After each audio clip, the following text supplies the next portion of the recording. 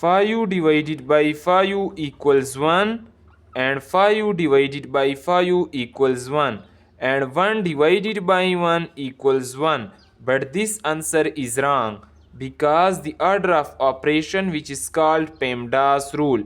According to PEMDAS rule, whenever an expression there are more than one division, then always we can solve it from left to right. So now I can remove this wrong method and solve the question by the correct method. So 5 divided by 5 equals 1, divided by 5 and divided by this 5 I can write as it is. 1 divided by 5 I can write as divided by this 5. Now here to solve this part we follow the rule of KCF, which stand for keep change flip. According to this rule, whenever we change division to multiplication, then numerator is changed to denominator and denominator is changed to numerator, and we can write the given question as. Now here numerator is multiplied to numerator and denominator is multiplied to denominator. So the final answer